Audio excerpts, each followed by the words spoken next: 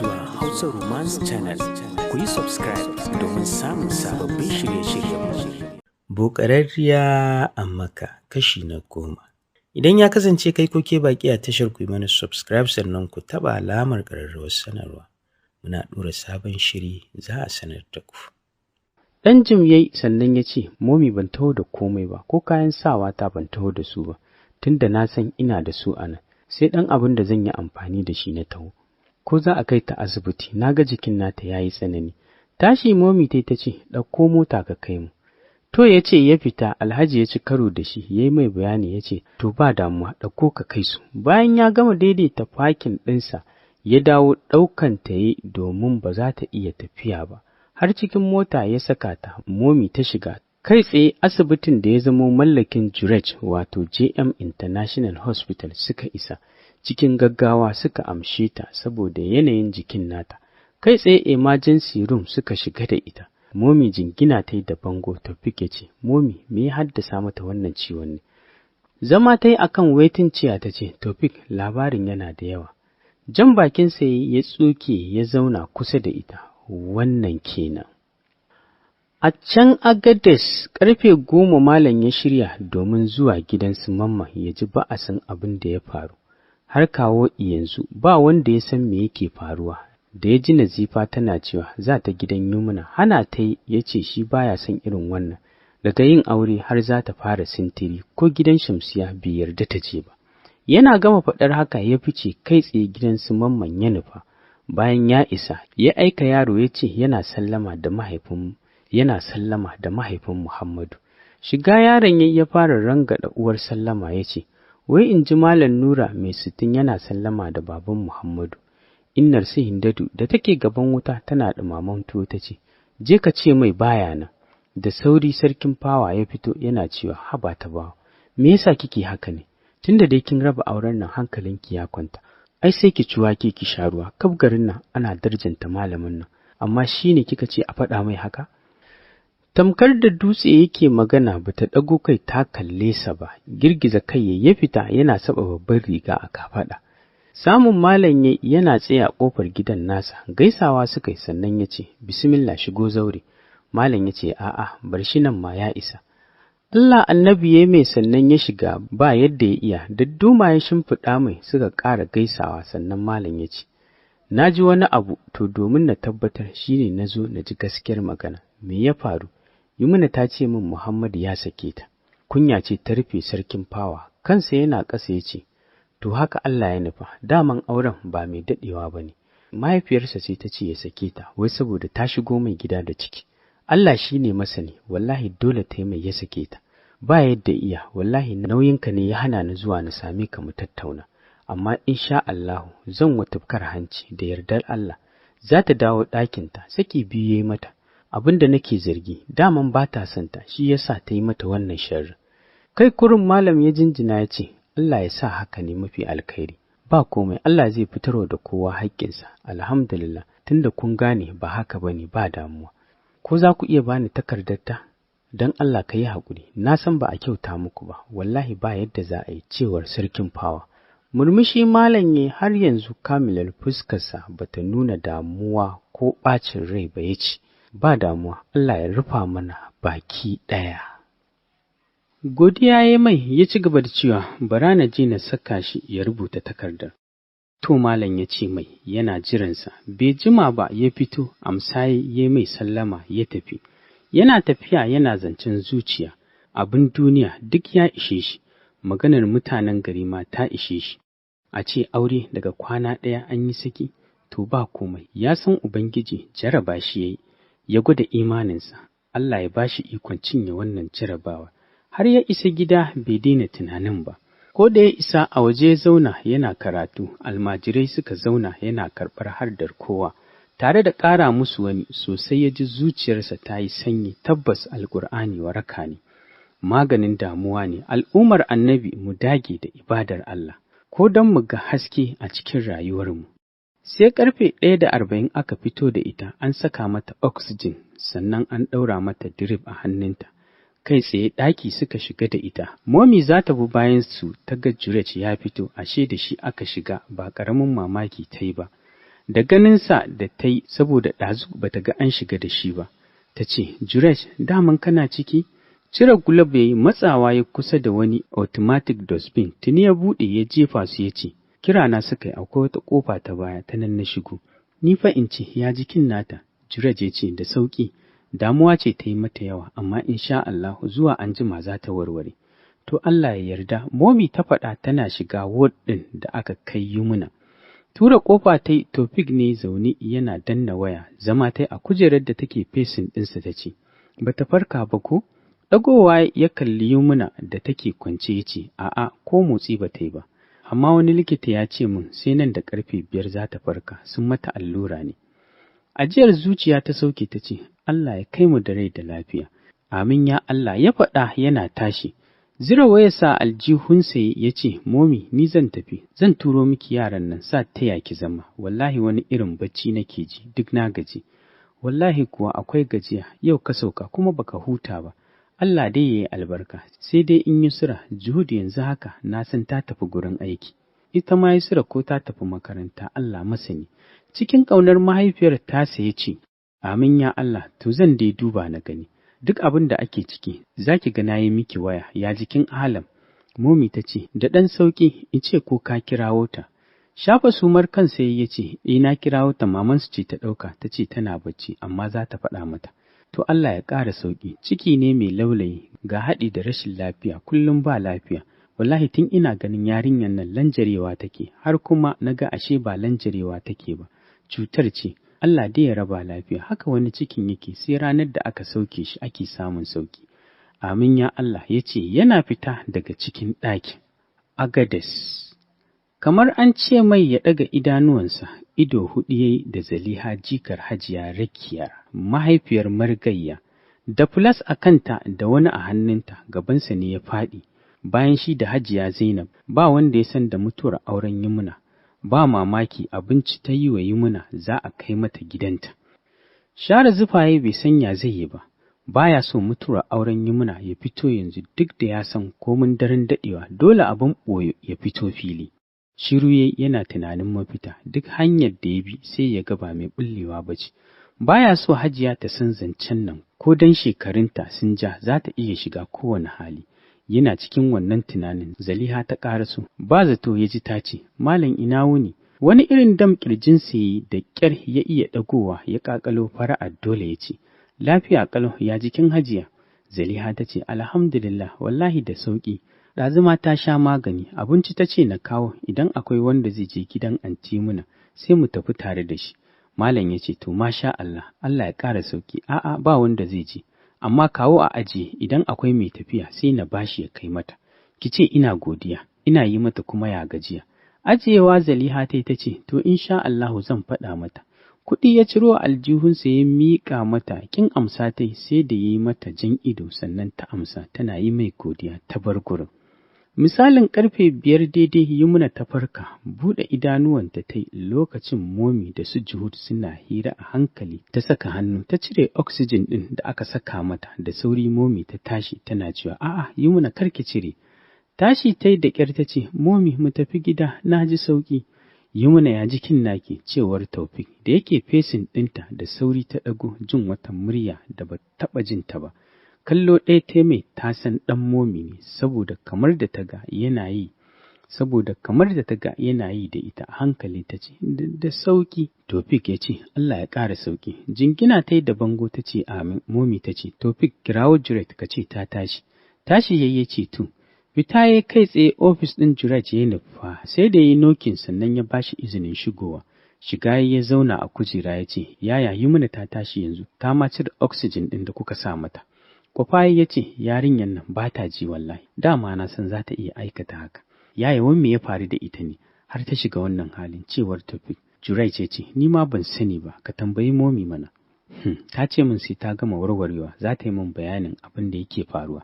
Tashi Jurai yana cewa, amma ka zo kana tambaya ta, ashe ma ta ce za ta baka labari, har yanzu baka daina halinka ba. Ina son jin zancen ne wallahi, dama karatun jarida su Momi suka tura ka. Ba karatun likitanci ba, domin shi ya dace da kai. Dariya Taufik ya ce, wallahi kawai abin ne ya dame ni, shi yasa na yi magana, yarinyar ta shiga raina. musamman ma da na ji saboda damuwa ta shiga wannan halin, ta ban tausayi da shekarunta ƙanana ta faɗa irin wannan hali. Kawai Juret ya ce, domin Taufik bai san wace Yumna ba, amma Allah ya ba ta lafiya, kwana ɗaya zai fahimci wace ita. Ɗaukar folda ya ce, Taufik, za ka zauna ne na je na dawo ko kuwa fita za mu yi tare? Tashi ya ce, a'a, yanzu zan tafi, sai kuma gobe insha Allahu zan dawo, na gaya jikin nata yake. Oke kawai ya ce, tare suka fita, wata nurse ta bi bayansa, yana shiga, Momi na lallaɓa ta ci abinci. Takaici ne ya ishe shi, jiya kamar ya bige ta, sai wani shagwaba take yi, Momi na biye mata. Allah ne kaɗai ya san me ta yi mijinta ya sake ta, shi kenan ta cuci kanta, ta zama ƙaramar bazawara. Ƙara tamke fuskar sai domin baya son raini. Jan kujera ya zauna ya ce, Momi, barka da yamma. Cikin kulawa Momi ta ce, barka dai, ashe ya faɗa maka. Ya faɗa mai, ya faɗa yana buɗe folda ɗin Yumna ba tare da ya kalle ta ba ya ce, ya jikin naki, da me kike ji a jikinki?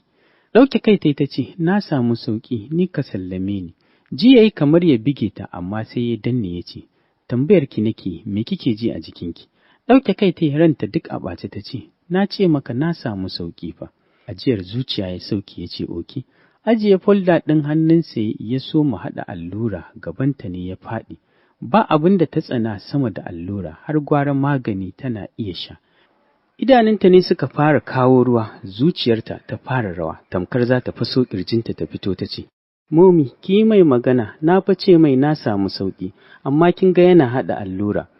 Momi ta ce, haba Yumna, ya zan shiga aikinsa, ba kya so ki samu lafiya sosai, kin ga fa kwana biyu duk kin rame. Haɗe rai ta yi, zuciyarta ba daɗi, wato ita ma Momi ta goyi da bayansa, ai kuwa ba allurar da zai mata. Kallonsa ta ce, ya Juret, cire min ƙarin ruwan nan, zan shiga bayi. Bai nuna ma ya ji mai take cewa ba, balle ta sa ran zai amsa mata. Ranta ne ya ɓaci, tana wannan tunani sai ji ta yi ƙarar shigar sirinji a dantsan hannunta. Zabura za ta yi, tuni ya riƙe ta ya hana ta ko da motsi, sai da ya gama yi mata tas, sannan ya saka auduga a gurin ya ce, ungo ki danne kar ta zame miki ciwo. Idan ta tanka shi to bango zai magana, ganin haka ya saki murmushin mugunta, ƙarfin zuciyarta yana ba shi mamaki. Ta rasa da wa za ta dinga faɗa sai da shi, yau za ta gane kuranta. Dannawa ɗaya ya mata, sai da ƙashinta ya amsa cike da mugunta yake mulmula mata gurin. Kuka ta saki amma bai saurara mata ba, har sai da ya ga jikinta ya yi laushi sannan ya barta. Ɗaukan folda ya ce, Momi sai da safe. Momi ta ce, yau da wuri haka za ka tashi? Wallahi ina so na biya gidansa Ahalam na ƙara ganin jikinta, to Allah ya ƙara sauƙi. Da sauri Yusra ta ce, yaya zan bi ka, daman yanzu nake shirin tafiya gida. Juret ya ce, to tashi mu tafi. Juhud ta galla mata harara ta ce, ni kuma ce aka yi miki ba tafiya zan yi ba? Yusra ta ce, ai na zata da yaya Taufik za ku tafi ne, shi ya saka ban yi zaton tare za mu tafi ba. Baki taho da motar ki bane? Momi ta ce, tuni Taufik ya tafi gida. Momi ke kika ba ta amsa, a gabanta Taufik ya yi miki sallama, amma shi ne take wannan maganar, sai ka ce wacce ta sha ƙwaya. Juhud ta faɗa cikin zafin rai. Dafa ta Yusra ta ce, Allah ya baki haƙuri. Ganin zai tafi ba abin da kuma ya ce, da sauri ta ce, ya Juret, baka sallame ni ba, na ce maka na ji sauƙi. Wani kallo ya mata, tuni ta haɗiye sauran zancen. Wannan kallon da ya mata ba ƙaramin nutsar da ita yi ba. Kowa shakkarsa yake, amma ita ce take iya musayar yawo da shi, saboda zafinsa ba ma ya shiga sabgar mutane, musamman wanda ya san zai raina shi. Bayan fitarsu, Malam ya kirawo Hajiya, da sauri ta ɗauka suka gaisa ya ce, na karɓo takardarta saki biyu ne. Ɗazu Hajiya ta kawo mata abinci, to wallahi ban san yadda zan mata bayani ba, kin ga har yanzu na rasa nutsuwata. Ba na so mutuwar auren Yumna ta baza ko'ina, ba na so a sani. Ajiyar zuciya ta sauke ta ce, wallahi ni ma haka na yi ni cikin tunani, kowace hanya na bi sai na ga ba mai bullewa ba ce. Ga jikin Hajiya ba na so ta sani, kar jikinta ya ƙara rikicewa, a zo a haifi ɗa mara ido. Malam ya ce, ni ma abin da nake jimami kenan wallahi. Momi ta ce, to Allah ya shige mana gaba, wallahi matar nan Ubangiji ba zai taɓa barinta ba. Da na yi ƙoƙarin ɗaukar mataki, sai kuma na ga idan na ɗauka tamkar na daɓa wa kanmu wuƙa ne. Za a san me yake faruwa, bayan so muke wannan sirrin ya rufu, ba wanda zai ji shi nan kusa. Tabbas haka ne, amma bayan da za mu iya, wata ran dole a sani. Allah dai ya shige mana gaba. Amin ya Allah, Momi ta ce. Kwanan Yumna biyu ya sallame ta saboda jikinta ya yi kyau, ta ji sauƙi, a lokacin ma Ahalan ta dawo. Sosai suke takun saƙa da Ahlam, tambayar duniya Ahlam ta yi wa Juret wai fasa bikin akai ko kuma wani abu ne ya faru, amma yi mata banza bai tanka mata ba. Hakan da yi ba ƙaramin fusata zuciyar Ahlam ya yi ba, ji ta yi ba wacce ta tsana a duniya sama da ita, tsoronta ɗaya kad Juret ya ce yana santa. Tunda ta lura duk abin da ake so a jikin mace to tana da shi. Ita da take da aure ma ta fi ta komai, to halin namiji ba tabbas, duk irin san da yake mata zai iya sakawa idansa toka ya ce labari ya canza. Da ta ga suna mutunci da Tofik sai hankalinta ya ɗan kwanta, ko kaɗan ba ta son wata kishiya. Yau ranar Litinin Yusra ta tafi makaranta, Juhud wajen aiki, Tofik ma ya bi Juret asibiti. Daga ita sai Momi, sai masu aiki. Rasa yadda za ta yi taiwa Momi ƙarya ta bar ta fita, don a kwana kusa take son barin ƙasar Nijar ta tafi Makka. Tana cikin wannan tunani, Salaha mai aikinsu ta ajiye mata lemo ta ce, gashi nan, ɗauka ta yi ta buɗe ta fara sha ba tare da ta ce komai ba, kwata-kwata tunaninta baya kansu. Yana wani gurin can daban, hakan da Salaha ta gani ya saka ta zauna kusa da ita ta ce, ‘yar nan tunanin me kike haka?’ Da sauri ta ɗago, sai ta kanta ta yi ta ce, ba komai, ba na son magana ne babu Salaha, kai na ke ciwo. Dafa kanta ta yi ta ce, ayya, sannan Allah ya baki lafiya, kin faɗa wa Hajiya? Yi mana ta yi kalar tausayi ta ce, a'a ban faɗa mata ba, ba na so hankalinta ya tashi. Baba Saliha ta ce, gaskiya kin yi kyan kai, tunda na lura kamar kwana biyu Hajiya na cikin damuwa.